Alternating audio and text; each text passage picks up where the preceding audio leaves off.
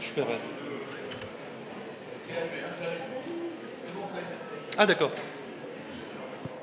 D'accord. Ok.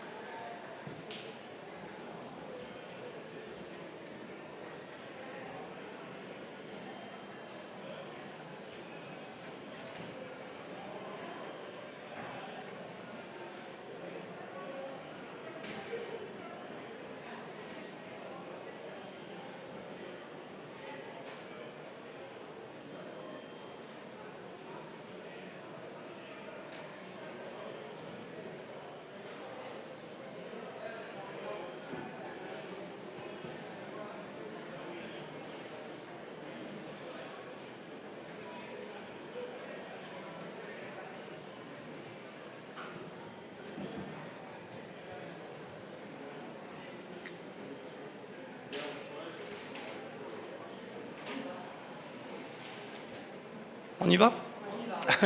Ok.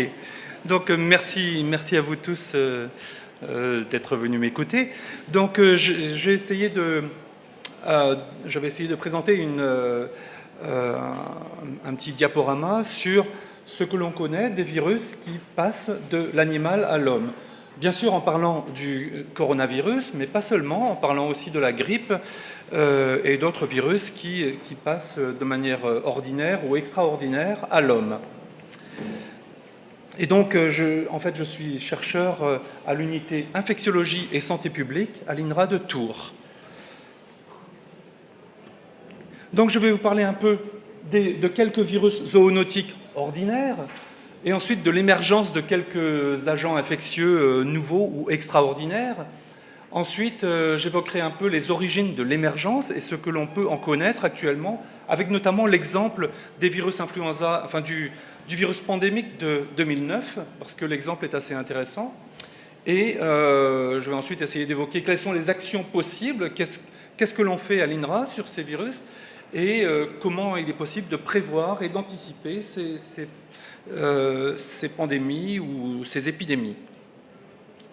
Donc, on connaît, de toute manière, on connaît un certain nombre d'agents zoonotiques qu'on pourrait qualifier d'ordinaires et qui, tous les ans, sont responsables d'infections et de morts d'un certain nombre de personnes. C'est par exemple le cas de la rage, on l'oublie, mais la rage est responsable chaque année d'environ 60 000 décès par an dans le monde. Bien sûr, c'est après morsure par un chien enragé. C'est assez fréquent en Asie et en Afrique, par exemple. D'autres virus qui infectent assez fréquemment l'homme, c'est par exemple le West Nile, virus du West Nile, qui en fait est un virus des passereaux, c'est-à-dire des oiseaux sauvages, et qui est responsable quand même chez l'homme, notamment aux États-Unis, chez l'homme et chez le cheval. Il peut être responsable de syndrome grippaux et parfois d'encéphalites sévères qui peuvent parfois mener à la mort. Autre cas de virus qui peuvent passer de l'animal à l'homme, c'est par exemple la fièvre jaune. La fièvre jaune qui, chaque année, est responsable d'environ 30 à 60 000 morts dans le monde et qui résulte de la transmission à l'homme par des piqûres de moustiques de virus qui viennent de primates, de singes par exemple. Il y a aussi l'hépatite E, c'est un autre exemple. L'hépatite E, c'est quand même plus généralement un virus qui se transmet entre personnes, mais dans quelques cas, pour certains génotypes d'hépatite E, eh bien, c'est le porc ou le sanglier qui en est à l'origine, et des personnes donc se contaminent par consommation d'aliments contaminés.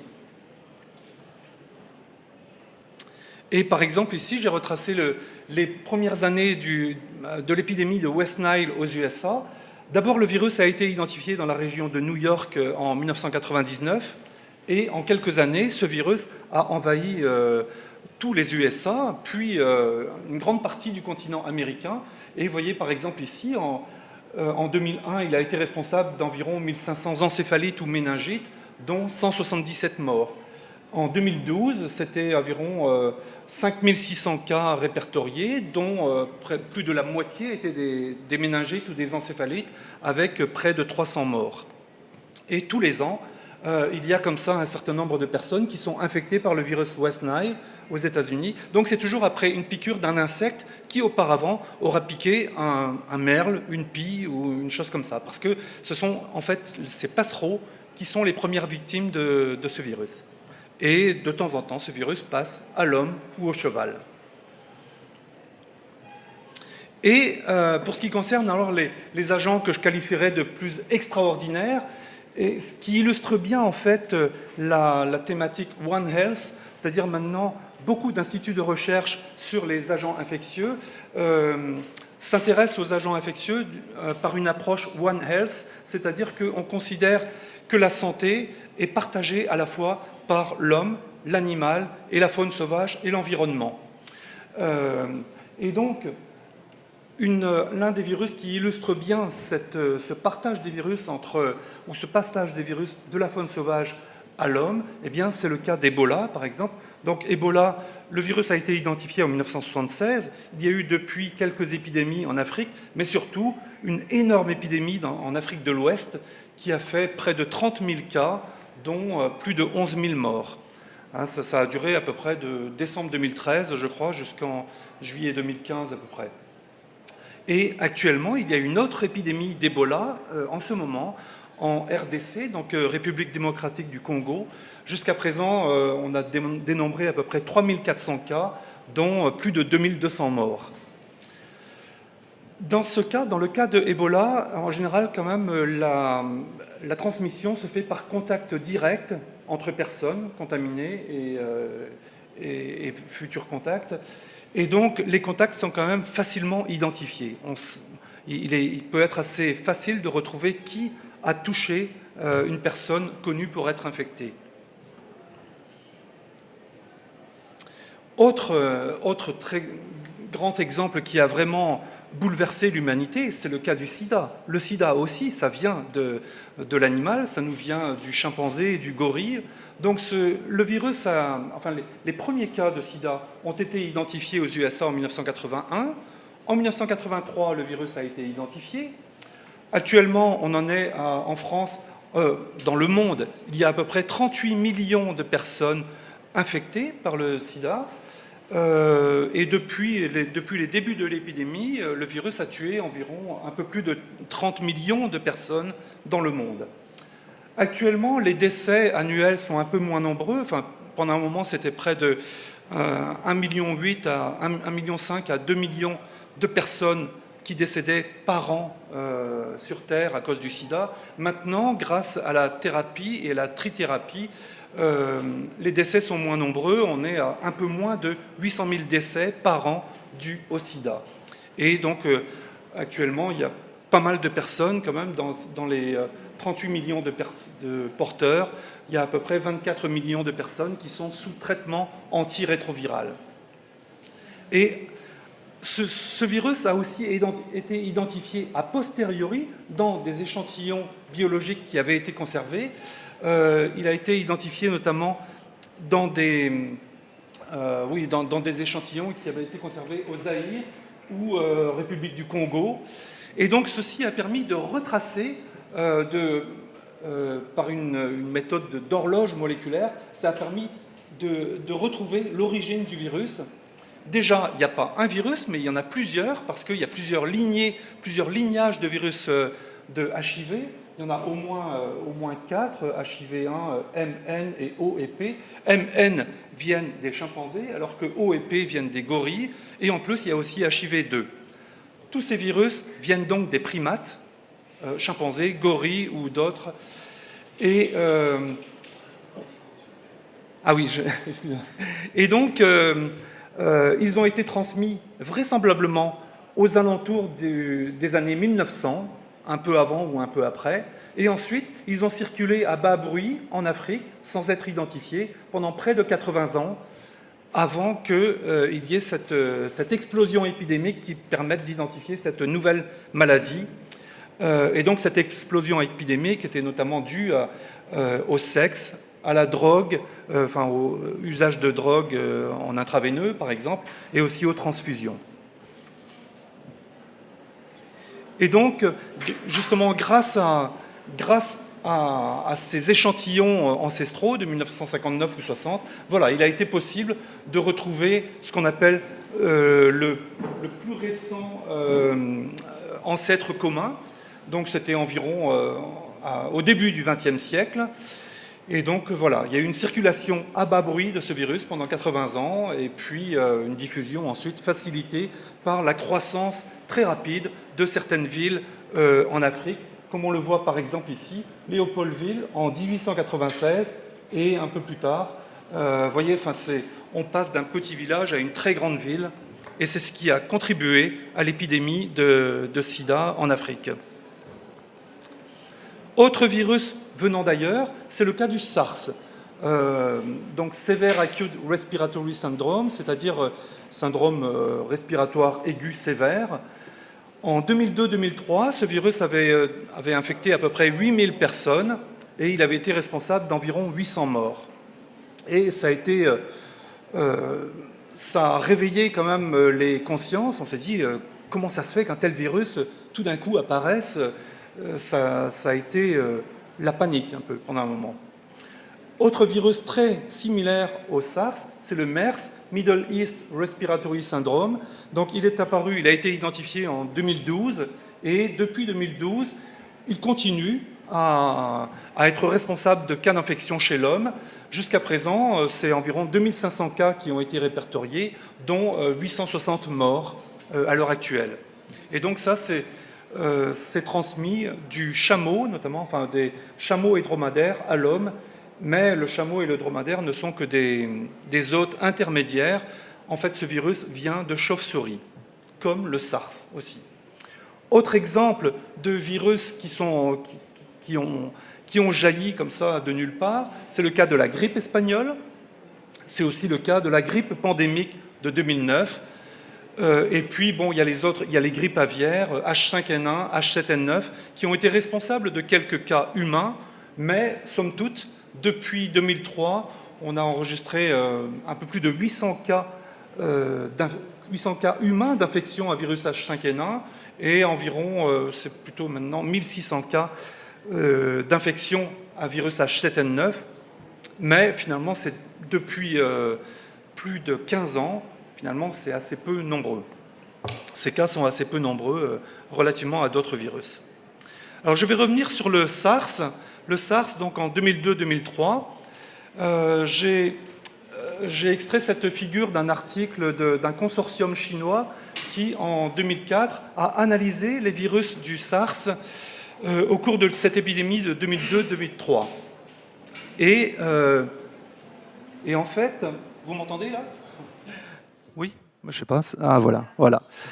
Donc, en fait, l'épidémie de SARS ressemble assez bien à l'épidémie actuelle du virus qu'on appelle aussi SARS-2, puisque en novembre et décembre 2002 ont été enregistrés les premiers cas de SARS.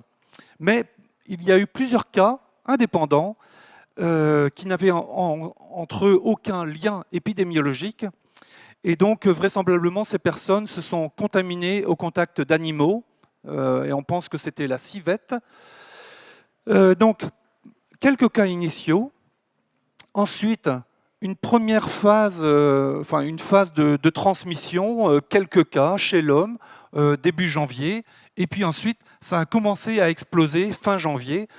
Commencé à exploser parce qu'il y a eu des événements de ce qu'on appelle de super spreading events, c'est-à-dire des événements de diffusion très rapide ou explosive de virus. Diffusion notamment dans un hôpital à Hangzhou, je crois. Donc il y a eu je sais pas, une centaine ou plusieurs centaines de personnes contaminées dans cet hôpital. Il y a eu aussi un médecin de cet hôpital qui ensuite est allé dans un hôtel à Hong Kong, et dans cet hôtel, il a contaminé plus de 100 personnes. Donc c'est ce qu'on appelle des super spreading events, donc qui ont été responsables de l'explosion épidémique. Et donc les chercheurs chinois ont caractérisé ces virus en faisant leurs séquences. Et donc, ils ont établi qu'il y avait bien un lien entre un virus qui était isolé chez la civette et les virus qui ont été isolés chez les premiers cas humains et les cas humains ultérieurs. Et donc, on voit vraiment des relations, les séquences de ces virus sont très proches les unes des autres, elles dérivent les unes des autres. Et le SARS n'est pas le seul, parce que, comme j'ai dit, après, il y a eu aussi le MERS, donc au Moyen-Orient. Donc c'est toujours pareil, c'est un virus qui vient de chauve-souris, dont les camélidés, chameaux et dromadaires servent d'hôtes intermédiaires, et ils sont responsables de cas humains. Ça, c'est chez l'homme, le MERS, mais il y a eu aussi d'autres cas, notamment chez les porcs, avec le Severe Acute Diarrhea Syndrome, donc un syndrome de diarrhée aiguë chez le porcelet, qui a été responsable d'à peu près 20 000 porcelets qui sont morts en Chine en 2016. Un autre virus du porc qui provient aussi des chauves-souris, c'est le PEDV, donc c'est Porcine Epidemic Diarrhea Virus, qui a été identifié dans les années 70 et qui depuis est responsable d'épidémies récurrentes chez les porcs dans différents pays. Et bien sûr, donc le virus qu'on appelle soit le Covid-19 ou d'autres l'appellent le SARS coronavirus 2. Et donc, ce graphe est à jour hier. Donc, vous voyez, il a été responsable depuis le début d'environ 80 000 cas. On est environ à 82 000 cas aujourd'hui, dont à peu près 2800 morts depuis le début de l'épidémie. Et vous voyez, ça va quand même très vite. Et donc, comment on explique que ces virus proviennent de la souris, et pourquoi, qu'est-ce qui fait que la souris est ainsi responsable de plusieurs nouveaux virus qui sont apparus ces dernières années? Tout d'abord, la chauve-souris, ce n'est pas la chauve-souris, il y a de très nombreuses espèces de chauves-souris, donc des très nombreuses espèces de chiroptères. Les chiroptères sont toutes ces espèces de chauves-souris. Il y a une très grande diversité de ces espèces, notamment, entre autres en Chine, mais en France aussi, il y a une grande diversité d'espèces de chauves-souris. Il y en a peut-être une dizaine ou une trentaine en France, peut-être plus en Chine parce que la géographie est plus riche en Chine. Donc, une grande diversité d'espèces. Et d'autre part, chez ces chauves-souris, on a identifié ces dernières années plusieurs coronavirus de chauve-souris. Donc c'est ce qu'on appelle des bat coronavirus. Bat, c'est la chauve-souris. Donc on a identifié plusieurs coronavirus chez ces chauves-souris, dont notamment des coronavirus reliés au coronavirus du SARS. Donc c'est ce qu'on appelle les SARS-related coronaviruses. Et ces coronavirus, chez l'ensemble de ces coronavirus, de la chauve-souris ou du porc ou du chien ou du chat, parce que ça existe chez toutes ces espèces, on a observé, depuis qu'on connaît ces virus, depuis les années 70, on a observé plusieurs sauts évolutifs majeurs depuis les années 70, depuis que l'on connaît ces virus. Ces sauts évolutifs majeurs, c'est-à-dire que le virus évolue d'une part en changeant d'espèce, par exemple en passant de la chauve-souris au porc, C'était le cas, par exemple, du Porcine Epidemic Diarrhea Virus, isolé dans les années 70.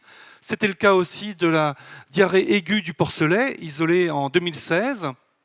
Donc, dans ces deux cas, ce sont des virus qui proviennent de chauves-souris et qui se sont adaptés aux porcs. Et dans le cas du PEDV, il revient de manière récurrente.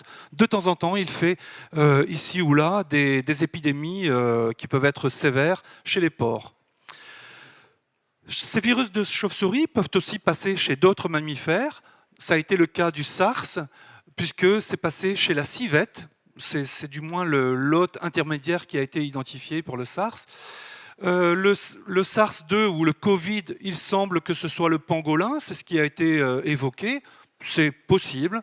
Je ne peux pas juger de ça, mais c'est tout à fait possible. Le pangolin aussi est un mammifère. Et donc, il y a aussi le cas du MERS. Donc, dans ce cas-là, le virus, il va de la chauve-souris au chameau, et le chameau sert d'hôte intermédiaire pour permettre ensuite l'infection de l'homme. Et donc, voilà, il y a une grande richesse de coronavirus chez les chauves-souris. Ces virus sont capables, il est connu que ces virus évoluent de manière brutale. Soit en changeant d'espèce, soit dans une même espèce en changeant de tropisme, c'est-à-dire un virus intestinal va devenir respiratoire, ça a aussi été documenté.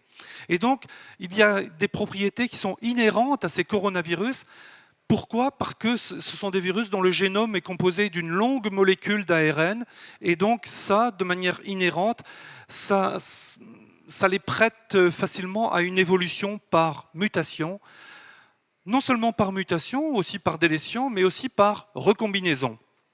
Recombinaison, c'est-à-dire que deux génomes de virus A et de virus B eh bien, sont coupés et rejoints, c'est-à-dire c'est comme si vous aviez, on va dire, le boléro de Ravel version Intel, et puis on découpe la partition je sais pas, à la mesure 153, et puis à la mesure 154, on met le boléro de Ravel version Frank Zappa. Et donc voilà, c'est toujours le boléro de Ravel, mais on verra que c'est différent. C'est ça la recombinaison. Donc ça, c'était pour les coronavirus. Et il y a un exemple très intéressant aussi pour l'émergence de virus issus des animaux chez l'homme. C'est le cas des virus influenza et notamment le cas du virus pandémique de 2009.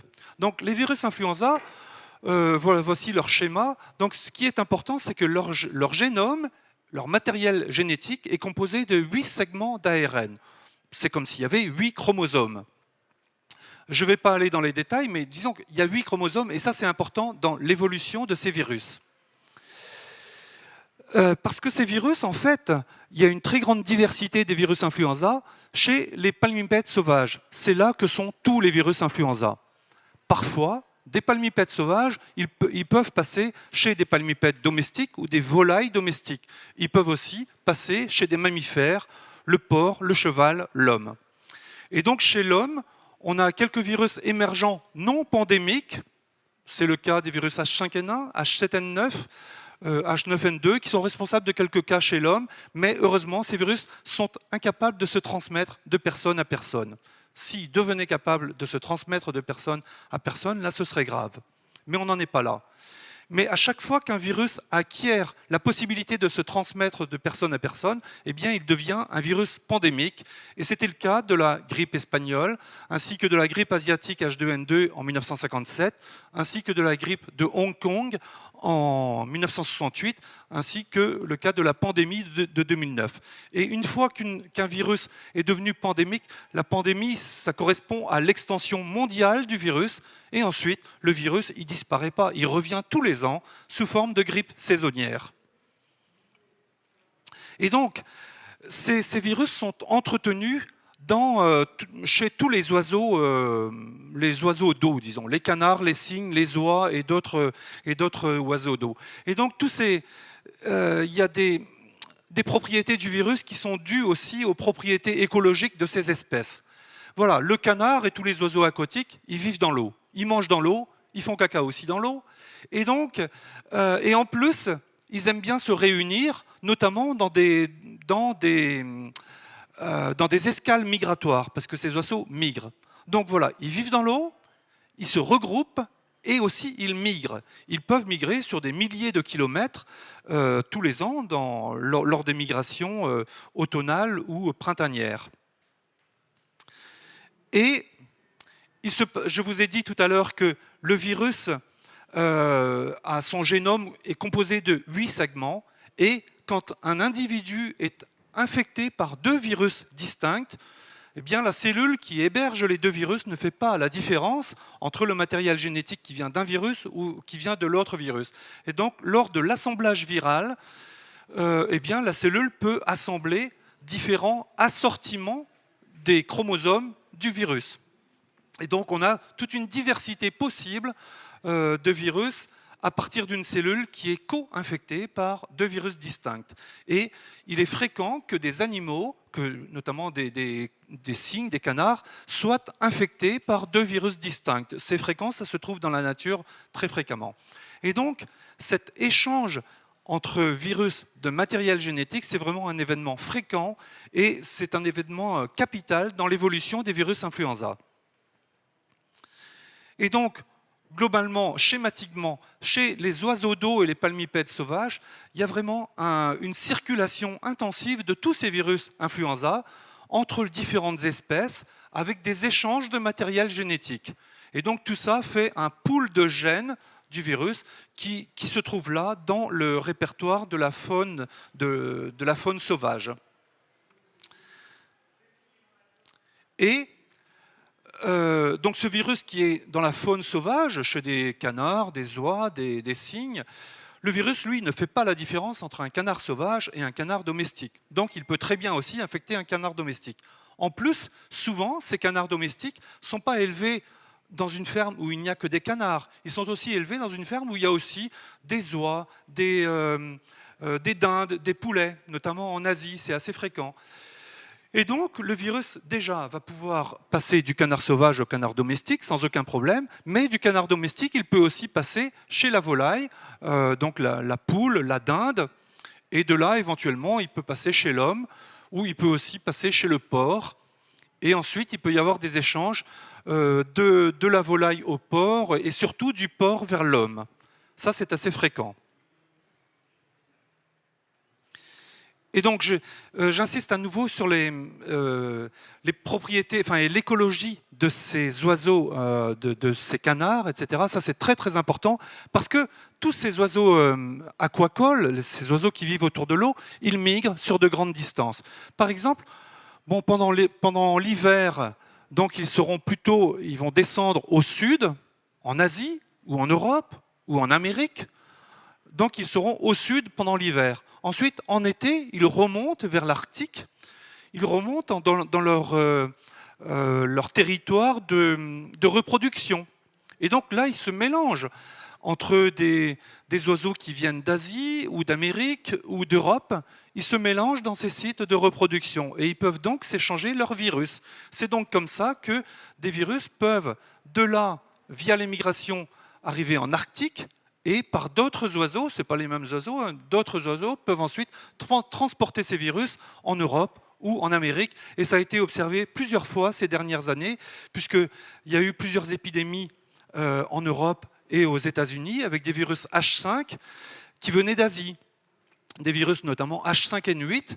Il y a eu une épidémie sévère dans les élevages de palmipèdes dans l'année 2016-2017. C'était dû à des virus qui venaient d'Asie.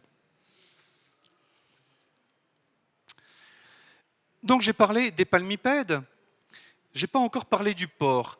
Et vraiment, le cas de la grippe de 2009 est très intéressant parce que le rôle du porc là est très très important.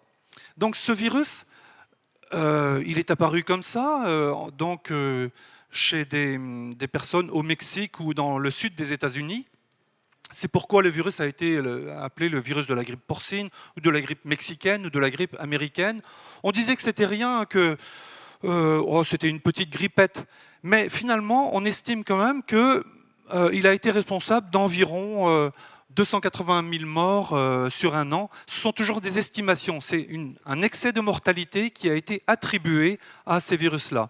Donc c'est juste pour dire que c'était quand même pas un petit virus, quoi. Donc voilà, ce virus est apparu et avec les outils actuels, très rapidement, en quelques jours, la séquence de ce virus était disponible. Tout le monde pouvait acquérir cette séquence et chercher les séquences les plus proches de cette séquence. On prend la séquence de l'hémagglutinine et on constate que, ici c'est juste un segment de séquence, on voit que le segment de l'hémagglutinine de ce virus de 2009, elle est très proche de la séquence de l'hémagglutinine des virus porcins américains. Ça, c'est au niveau nucléotidique et ça, c'est au niveau acides aminés. Mais cette séquence est très éloignée de celle du virus H1N1 saisonnier qui avait circulé jusqu'en 2008. Donc déjà, l'hémagglutinine, c'est vraiment une hémagglutinine de virus porcin américain. On fait la même chose pour les autres gènes. Donc il y a 7 autres gènes, neuraminidase, M, nucléoprotéines, PB1, PB2, PA, NS. Et donc, le gène NA, ça vient de virus porcin européen. Le gène M, ça vient de virus porcin asiatique des années 2000. Le gène NP, ça vient de virus porcin américain. PB2, ça vient de virus aviaire américain. PB1, du virus H3N2 humain, parce que ce virus est passé chez le porc entre-temps, dans les années 2000. PA, ça vient de virus aviaire américain. Et NS, ça vient de virus porcin américain. Donc il y a vraiment eu tout un assemblage de plusieurs gènes issus de virus porcins américains, asiatiques, européens, de virus aviaires américains et du virus humain H3N2. Comment cela s'est fait? Eh bien, en allant rechercher dans les séquences historiques de virus qui ont été isolés, notamment dans les élevages de porcs, et c'était assez peu documenté, mais donc il y a des chercheurs qui ont fait cette recherche sur des virus de porc. Eh bien, on s'est rendu compte que finalement, ce virus a été assemblé chez le porc de manière silencieuse en une période qui a pris peut-être 10 ans. Il y a eu 10 ans de circulation et d'échange génétique entre plusieurs virus influenza et c'est passé presque inaperçu. Et on s'en est rendu compte après. Et donc, chez le porc, sur ces 10 ans, c'est là qu'a eu lieu l'assemblage. Ce n'est pas en une seule fois, il y a eu plusieurs événements de réassortiment.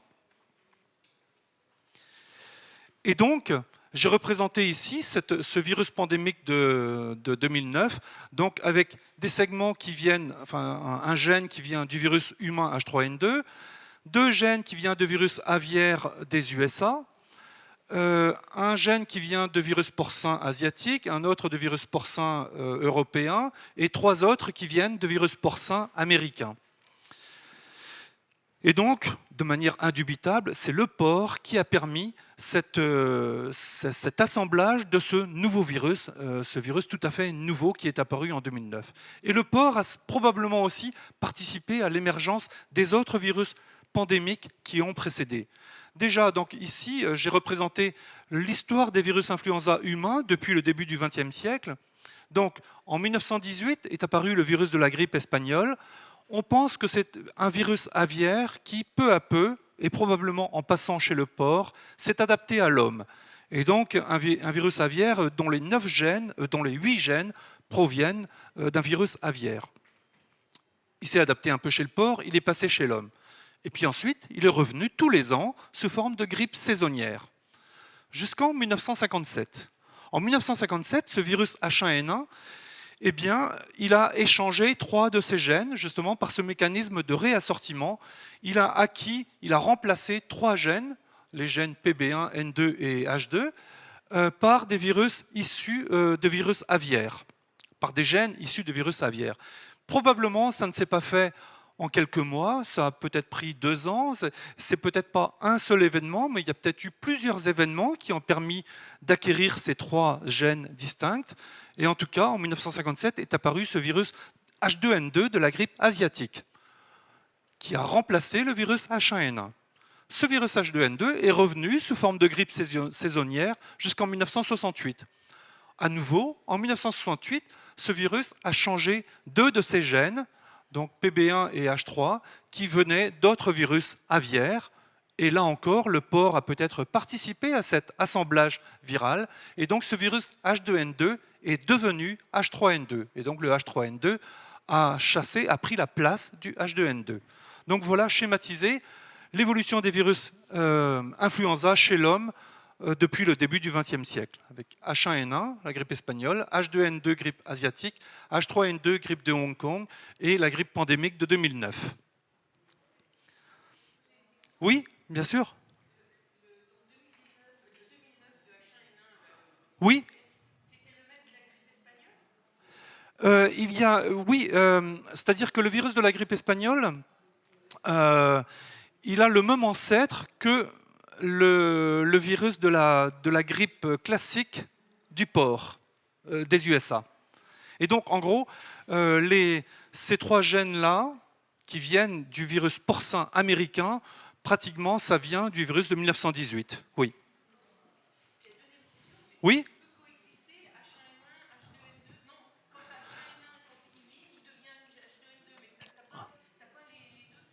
Non, non. Le H2N2 a pris la place du H1N1. Bon, mais en revanche, le H3N2 peut quand même coexister avec le H1N1, probablement parce que la réponse immunitaire contre les virus H3N2 ne suffit pas contre les virus H1N1. Ce qu'on appelle une protection croisée imparfaite, quoi.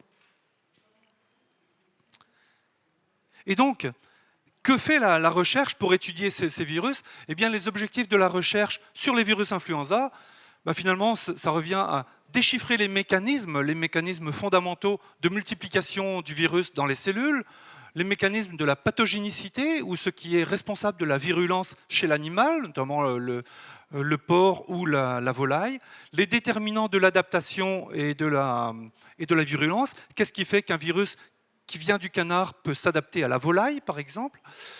On travaille aussi beaucoup sur l'immunité innée et sur les interactions entre le virus et l'hôte. La recherche peut aussi s'intéresser à la surveillance des populations virales et à l'épidémiologie afin d'observer la diffusion géographique de ces virus, la circulation entre espèces, ainsi que l'histoire de chacun des segments du génome. Et on peut aussi s'intéresser à l'évolution antigénique et génétique du virus, car il existe des milliers de séquences qui sont disponibles dans les banques de séquences. On s'intéresse aussi à la recherche de nouvelles stratégies antivirales, par exemple en ciblant d'autres molécules du virus pour lutter contre le virus. Bon, évidemment, il n'existe pas de traitement antiviral chez l'animal, du moins pas chez les volailles, et pas non plus de vaccins. En général, les vaccins sont interdits chez les volailles pour les virus influenza, parce qu'on préfère observer un foyer d'infection et éliminer les animaux plutôt que de masquer un foyer d'infection en vaccinant. En revanche, pour le porc, la vaccination existe. Pour le cheval aussi, la vaccination existe, voire elle est obligatoire pour les chevaux qui participent à des concours, par exemple. Et donc, les équipes... Oui ? Pourquoi le porc? Eh bien, déjà, les virus influenza chez le porc, souvent, on n'observe pas grand-chose. Ils n'ont pas une pathogénicité extraordinaire. Il y a parfois un peu de mortalité, mais souvent, ça circule à bas bruit. Donc, on ne voit rien, ou on voit vraiment pas grand-chose. Alors que chez les volailles, là, c'est différent, puisqu'il y a un caractère des virus influenza qui est propre au virus influenza aviaire, c'est qu'il existe des virus influenza aviaires hautement pathogènes. Ces hautement pathogènes sont extrêmement infectieux et ils peuvent tuer énormément d'animaux. Dans un élevage, ils peuvent tuer 50 à 80% des oiseaux d'un élevage. Donc, c'est pour cette raison que les virus influenza aviaires sont surveillés, et c'est pour cette raison aussi que la vaccination est interdite. On préfère voir le foyer et tout de suite empêcher la diffusion de virus à partir du foyer, alors que chez le porc, il y a une circulation qui est difficile à observer, et donc pas très bien documentée, et donc c'est pour cette raison que le régime n'est pas du tout le même que chez les volailles. Alors, quelles sont les actions possibles pour tous ces virus? Bon, eh bien, dans la faune sauvage, on peut faire de la surveillance, et il est important en fait de faire de la surveillance pour voir s'il y a des virus qui sont susceptibles d'émerger un jour. Et justement, auparavant, jusqu'à il y a quelques années, on ne connaissait pas du tout la chauve-souris et tous les virus de chauve-souris. C'est seulement depuis quelques années que les gens commencent à s'intéresser, et notamment depuis l'épisode du SARS, que beaucoup de chercheurs commencent à s'intéresser aux virus de chauve-souris. Mais il est certain que les chauves-souris hébergent une très grande diversité de virus, et notamment de coronavirus. Donc, on peut aussi détecter l'agent infectieux dans la faune sauvage, ce qui permet au moins d'estimer la prévalence, donc l'importance de l'infection dans cette faune sauvage. Et puis, on peut aussi évidemment faire de la séquence afin de trouver ou de rechercher des marqueurs d'adaptation de ces virus pour savoir s'ils présentent ou non un danger pour l'homme. On peut aussi agir, dans le cas de virus qui sont transmis par des insectes, on peut agir sur les vecteurs, notamment les moustiques. Par exemple, dans le cas de la fièvre jaune, West Nile, tout ça est transmis par des insectes, donc on peut agir là-dessus. Et sur les espèces domestiques, qui souvent sont des hôtes intermédiaires, eh bien, il existe pour certains virus, notamment pour les virus influenza aviaires, il existe un programme de surveillance. Surveillance qui peut être événementielle, c'est-à-dire quand il y a un épisode d'influenza aviaire, ça se voit. Donc c'est la surveillance événementielle, ça se voit et on le déclare et il y a des prélèvements. Et en plus de cette surveillance événementielle, il y a aussi une surveillance programmée, parce que notamment chez le canard, il y a beaucoup d'échanges, beaucoup de transports de canards entre différents types d'élevage, les engraisseurs, les ateliers de gavage. Donc beaucoup de déplacements de canards, et avant ces déplacements, il y a une surveillance obligatoire, un échantillonnage de virus, ou recherche de virus chez un échantillon de ces animaux qui vont être transportés, afin d'éviter la diffusion des virus influenza aviaires. Et dans le cas où il y a des infections, notamment par des virus influenza aviaires hautement pathogènes, donc qui tuent beaucoup, et bien dans ce cas-là, on élimine au plus vite les troupeaux infectés afin de bloquer au plus vite la diffusion du virus. Et l'INRA est impliquée notamment aussi dans la surveillance de toutes ces maladies infectieuses, qui peuvent ou non être transmises à l'homme. Et il existe la plateforme ESA, donc c'est épidémiologie en santé animale. Et donc cette plateforme qui implique plusieurs partenaires, notamment l'ANSES, le CIRAD, l'Office français de biodiversité, etc. Eh bien, cette plateforme assure la surveillance de toutes les maladies animales, ou du moins de toutes celles qui posent problème, telles que influenza, peste porcine africaine, blue tongue, influenza, j'ai déjà cité, mais un certain nombre de maladies qui posent problème chez les animaux ou qui peuvent être une menace pour la santé humaine. Voilà, et j'en ai terminé ici. Je vous remercie de votre attention. Et si vous avez des questions, eh bien, je serai heureux d'y répondre, de tenter d'y répondre. Merci.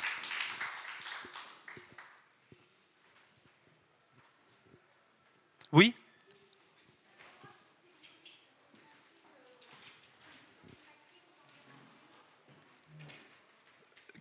Comment ? J'ai pas compris votre question ?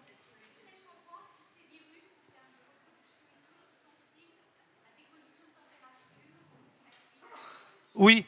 On ne connaît pas forcément très bien quelle est la persistance des virus influenza, par exemple, dans l'environnement.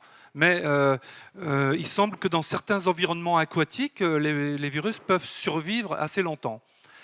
Ça, c'est d'une part pour les virus qui sont dans l'environnement. Chez l'homme, eh bien, on observe quand même qu'il y a vraiment une saisonnalité de la grippe. Et il est certain que à la fois le froid, c'est le froid par lui-même, l'humidité de l'air, tout ça est propice à la survie du virus. Et en plus, pendant ces périodes de froid, on a tendance aussi à se rassembler plus à l'intérieur des bâtiments. Et tout ça est responsable de la saisonnalité de la grippe, de la grippe humaine.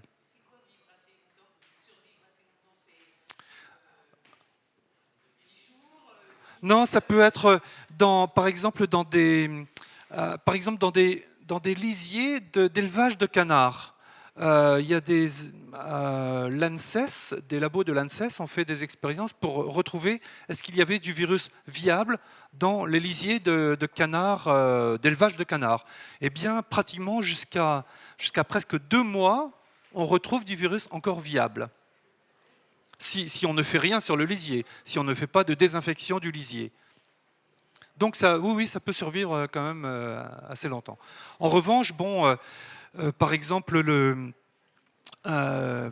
c'est quand même un virus dont le génome est composé d'ARN, et donc en général l'ARN c'est plutôt labile, mais malgré tout il a été possible de reconstituer le virus de la grippe espagnole de 1918, il a été reconstitué parce qu'il a été retrouvé sur des cadavres humains qui étaient enterrés en Alaska, en fait, parce qu'il y avait un village en Alaska, c'est Breivik Mission. À Breivik Mission, il y avait 80 Esquimaux, et donc en 1918, en une semaine, il y a 72 des 80 Esquimaux qui sont morts avec la grippe espagnole. Et donc ils ont été enterrés dans des fosses communes, et il y avait un chercheur, s'appelait Hultin, qui était persuadé qu'on pourrait là retrouver le virus et le reconstituer. Et c'est ce qui a finalement été fait dans les années 2000.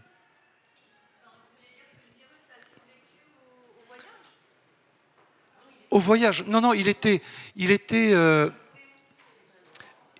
on l'a retrouvé dans des corps qui étaient enterrés dans le permafrost en Alaska. Non, mais ça n'a aucun rapport avec la guerre. Hein. Oui, parce que vraiment, ce village donc, de Breivik Mission, c'était vraiment un cas extraordinaire. Si vous voulez, ils ont dû être ravitaillés en novembre 1918. Ils ont été ravitaillés, donc je sais pas, il y a quelque chose, un bateau ou quoi qui est arrivé. Et à l'issue de ce ravitaillement, donc la grippe est venue avec. Et donc en une semaine, 72 des 80 Esquimaux sont morts. Et donc cette histoire était connue, et donc certains étaient persuadés que, comme c'était le permafrost, on pourrait peut-être retrouver du virus encore un peu intact. Il n'y avait pas vraiment du virus intact, mais on a pu reconstituer par petits morceaux tout le génome du virus. La rapidité du changement d'hôte, en fait, ça dépend de la configuration du génome du virus. Enfin, est-ce qu'on peut imaginer que c'est très rapide, ou alors c'est forcément des années d'évolution pour le changement d'hôte, ou c'est vraiment lié à la structure ADN, ARN Pour le virus influenza, là, en général, le changement d'hôte... C'est plutôt des cas particuliers, parce que pour les virus influenza, vraiment, ils circulent entre tous les oiseaux aquatiques. Donc il y a vraiment un réservoir et quasiment un pool de gènes dans le réservoir des oiseaux aquatiques. Et donc ils s'échangent facilement entre espèces d'oiseaux aquatiques. Et aussi après, c'est assez facile avec des oiseaux domestiques, voire avec le porc par exemple. Pour d'autres virus comme le coronavirus par exemple, ou les coronavirus, eh bien en général quand même ces virus sont adaptés à leur hôte. Le chien, le chat, le bovin, le porc, et l'homme, parce qu'il y a aussi des virus, il y a des coronavirus endémiques chez l'homme, il y en a 4, qui sont responsables des rhumes, enfin d'une partie des rhumes chez l'homme. Il y en a 4, peut-être que bientôt il y en aura 5, si le virus actuel pourra devenir peut-être endémique un jour. C'est possible. C'est possible, je ne sais pas... est-ce que c'est inéluctable ou est-ce que c'est évitable? Je ne sais pas. Mais donc, pour ces virus-là, les coronavirus, donc voilà, chacun est quand même très attaché à son espèce. Et c'est en général des changements génomiques ou des changements génétiques, des mutations, voire des recombinaisons qui font que ces virus peuvent changer de tropisme, c'est-à-dire un virus mettons digestif devient respiratoire, ça s'est vu, ou de tropisme d'hôte, c'est-à-dire un virus de chien devient un virus de chat. Ça peut aussi arriver. Je vais poser une question idiote. Il n'y en a pas de question idiote. Pourquoi le coronavirus, en quoi il est bien plus dangereux? Enfin, pourquoi est-ce qu'on psychote comme ça par rapport à la grippe saisonnière qui fait un nombre de morts chaque année? Enfin, c'est quoi la logique de l'alarme? Non, la mort. Non. Si, il y a quand même, on voit que en un peu plus d'un mois, allez, on va dire en 2 mois, on en est déjà à plus de 80 000 cas, et qui pour la plupart sont encore en Chine. Et maintenant, on voit d'autres foyers en Iran, en Italie. Et quand même, sur ces 80 000 cas, on en est déjà à peu près à 2800 morts. C'est quand même pas négligeable. C'est quand même pas négligeable. Et ça, c'est la mortalité que l'on peut affirmer actuellement.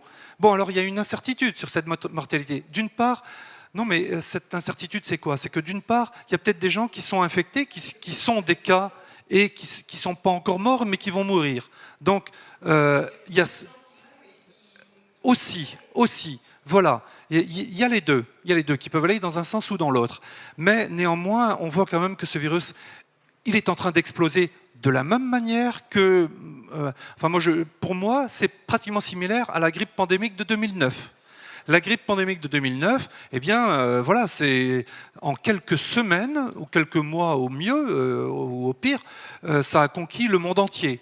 On a l'impression de voir la même chose avec ce virus.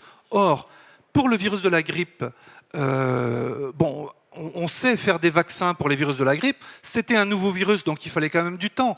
Il fallait au moins 6 ou 8 mois pour faire ce nouveau vaccin pour le virus H1N1. Un virus que l'on connaît bien. Pour ce virus que l'on ne connaît pas, on ne sait pas combien de temps il faudra pour faire un vaccin. Et selon toute vraisemblance, le virus va bien aussi vite, voire plus vite, que la grippe pandémique de 2009. Donc, je crois qu'il ne faut pas prendre ça à la légère quand même. Mais, excusez-moi. Oui. Non, moi, je suis assez d'accord avec la remarque qui a été formulée. En fait, je crois que pour le MRES, on est à 30% de létalité. Pour le SRAS, on est à 10%. Pour ce virus, pour le corona, on est à 2%. Pour la grippe saisonnière, on doit être à 0,1, ouais. 0,5.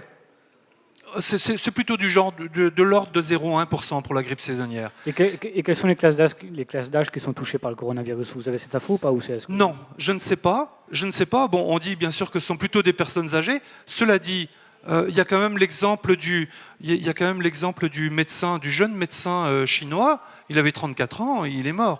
Donc, il est très possible que les personnes âgées soient plus sensibles, mais dans tous les cas, et comme c'était le cas aussi avec la grippe saisonnière, il y a des gens qui n'ont pas de chance, peut-être, qui sont jeunes, bien qu'ils soient jeunes, ils sont sensibles parce que peut-être ils n'ont pas les bons gènes, ils n'ont pas de chance, ils n'ont pas les bons gènes qui leur permettent de résister à la maladie, et ils font une grippe sévère.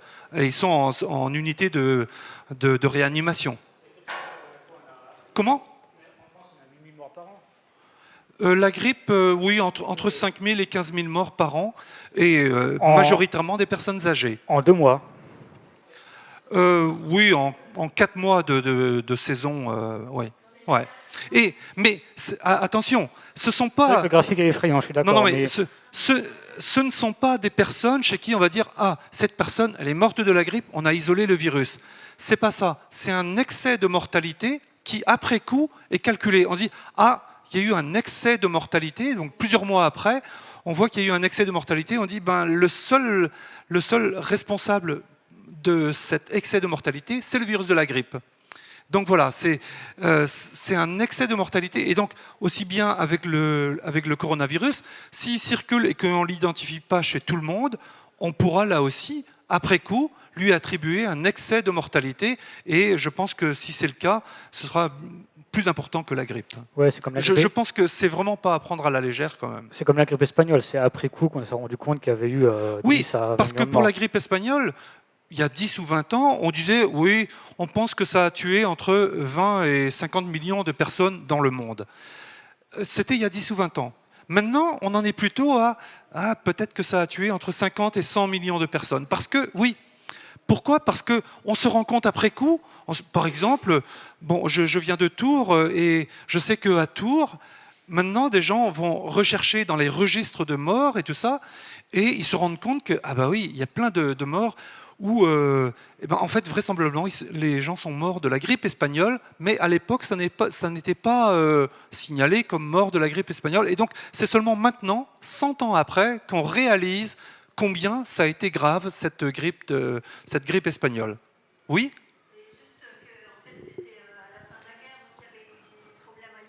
Pendant plusieurs années auparavant, donc les gens n'étaient pas en aussi bon état général. Donc ça, c'est les deux combinés. C'est possible. Les conditions liées à la guerre, l'alimentation, sous-alimentation, Et, C'est possible, mais il n'y a pas que ça. La preuve justement, le cas du village de Breivik Mission en Alaska, 80 personnes, 72 morts. Et il y a eu beaucoup de cas donc, de personnes qui sont mortes en quelques heures. En fait, ça pouvait être très brutal. Il y avait notamment, c'est Apollinaire, je crois que c'est en novembre 1918. Il est mort brutalement de la grippe, quoi. Mais ça s'est passé sur 1 ou 2 jours.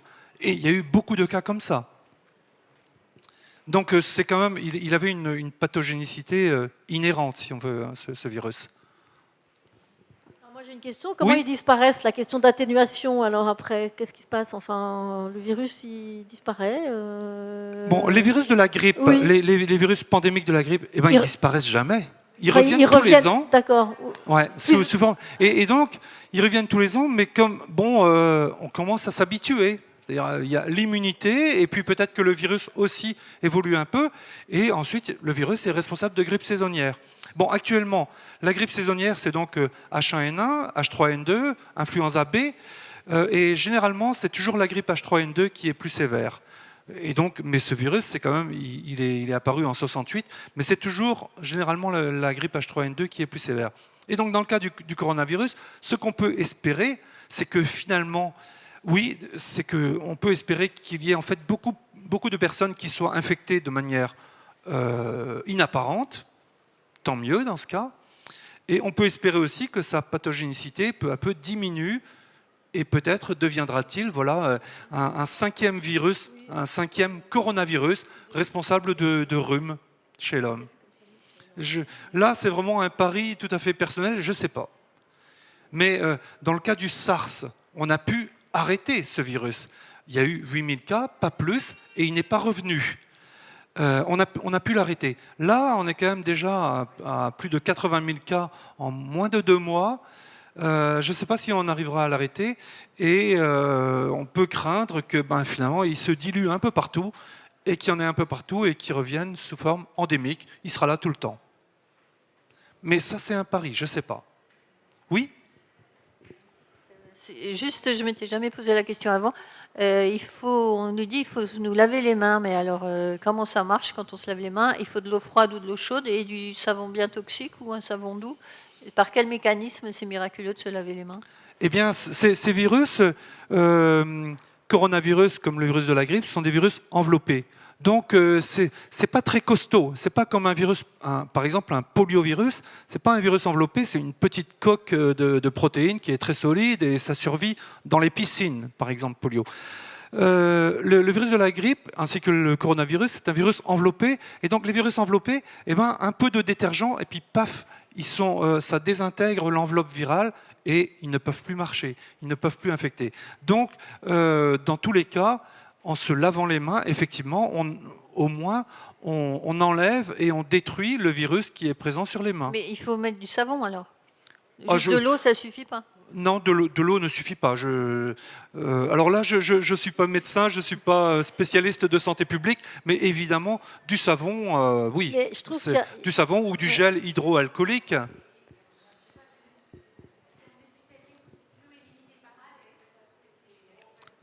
Bien sûr. Voilà, je pense qu'avec l'eau, on lave, mais s'il en reste, il en reste, et puis l'eau ne tue pas le virus.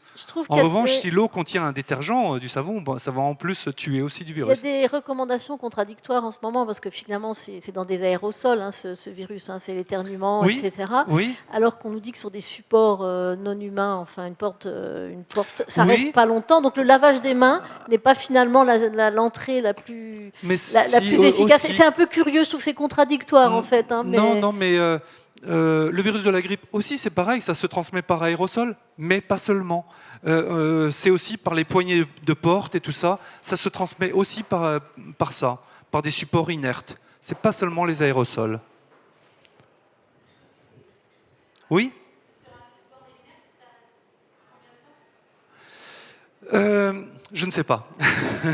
je ne sais pas, mais je pense que ça peut survivre quelques heures, peut-être, quand même. Il faut... Je ne sais pas.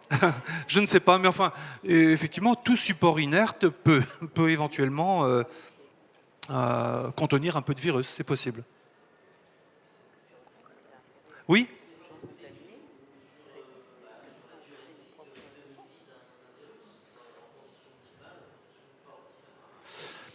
Si, justement, il y a des études sur la persistance des virus influenza dans des mares, par exemple, où il y a des canards. Et ça peut dépendre aussi du type viral, c'est-à-dire selon que c'est un virus aviaire H7 ou un H5, qui n'ont pas forcément la même durée de vie. Et selon la nature de l'environnement, est-ce qu'ils sont dans de l'eau claire ou dans de la vase? Ben dans la vase, ils sont un peu protégés finalement. Et donc, il reste quand même assez difficile à évaluer précisément quelle est la demi-vie, par exemple, d'un virus dans une mare. Et selon que la mare est à 20 degrés ou à 4 degrés, ce ne sera pas non plus la même chose.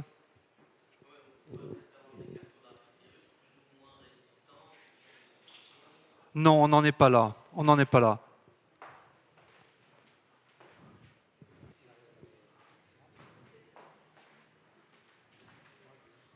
Et l'intérêt d'avoir des gants dans les lieux publics, il faut des gants en cuir ou en laine. Et on les lave comment? On les désinfecte comment? Ou on les laisse au soleil quand il y en a? J'ignore complètement. Mais là aussi, je dirais, finalement, soit c'est des gants, ou alors on se lave les mains fréquemment. Et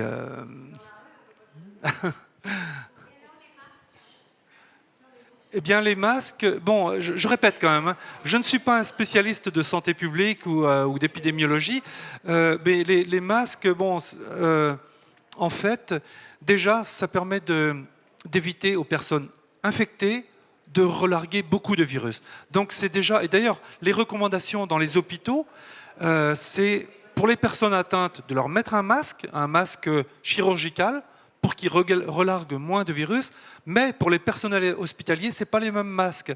C'est des masques FFP2, je crois, qui là, ce sont les seuls masques qui peuvent les protéger un peu, le personnel hospitalier, de l'infection à partir de patients infectés.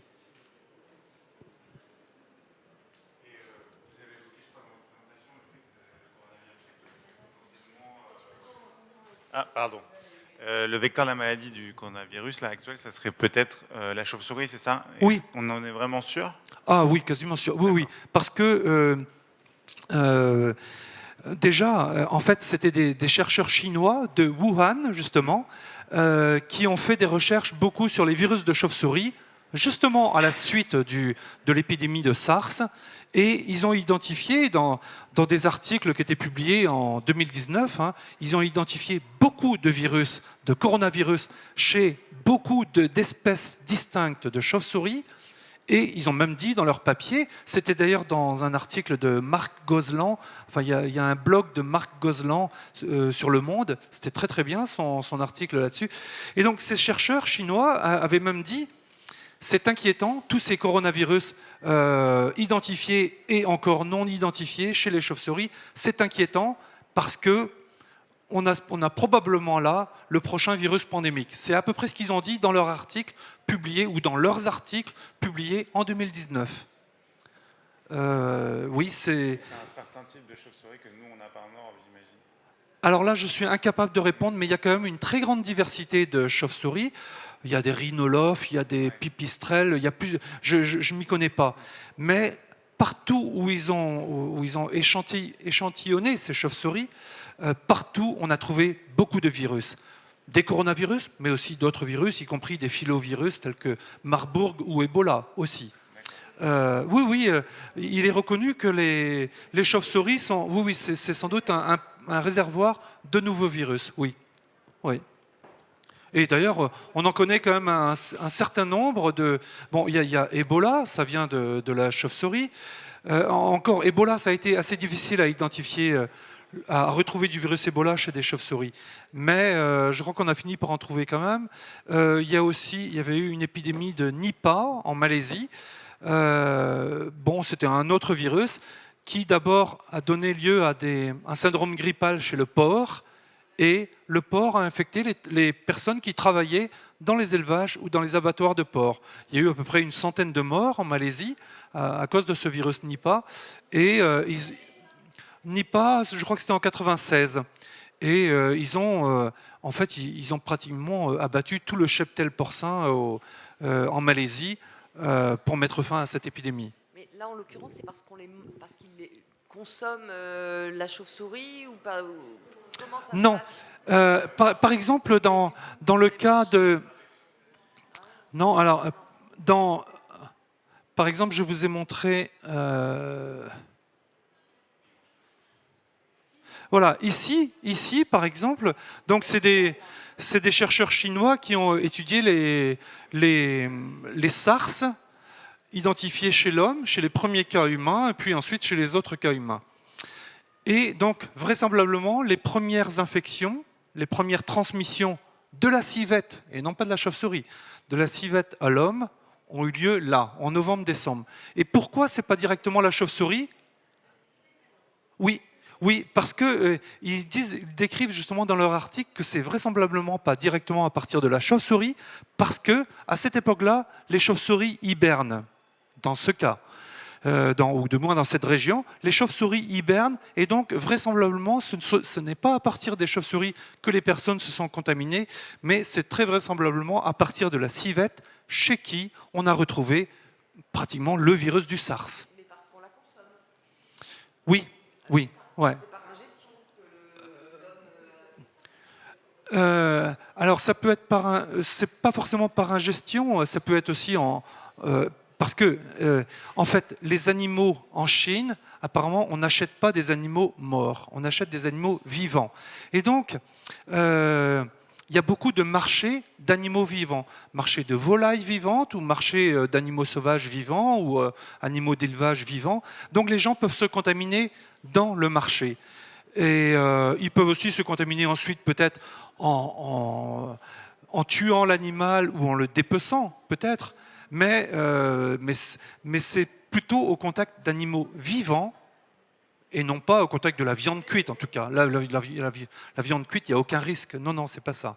C'est vraiment l'animal vivant ou quasi vivant. Oui ?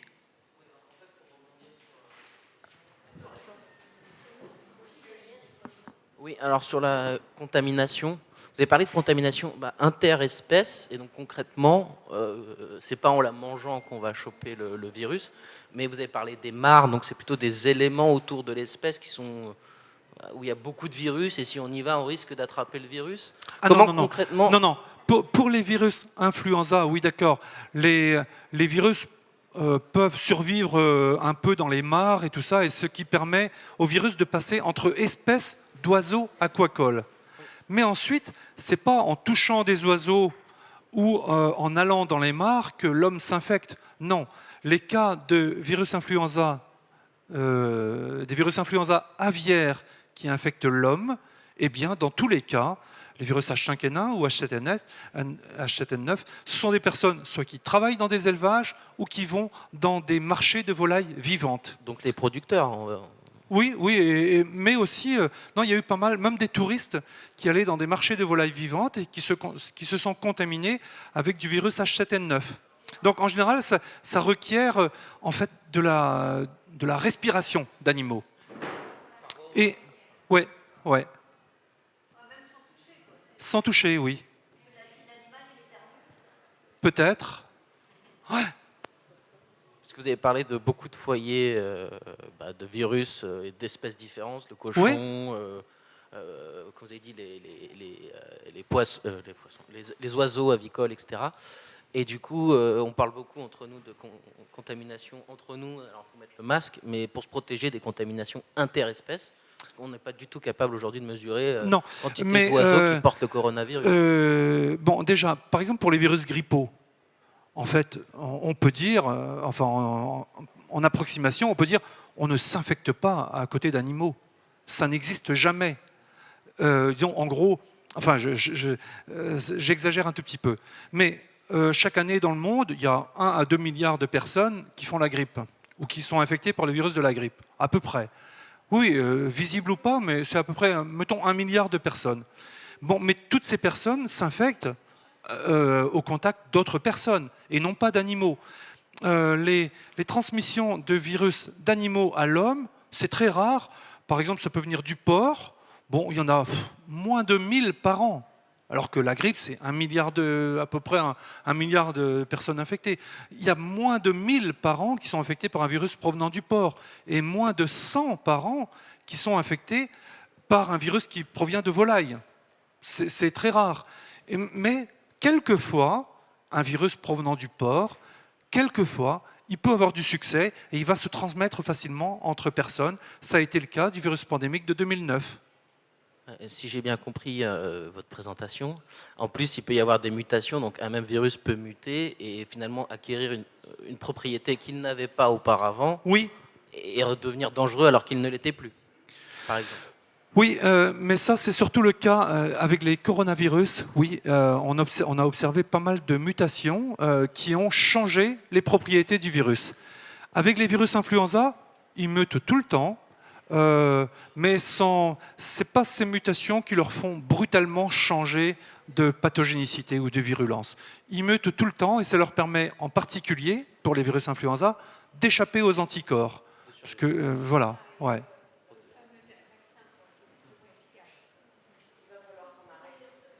En tout cas, merci de votre attention.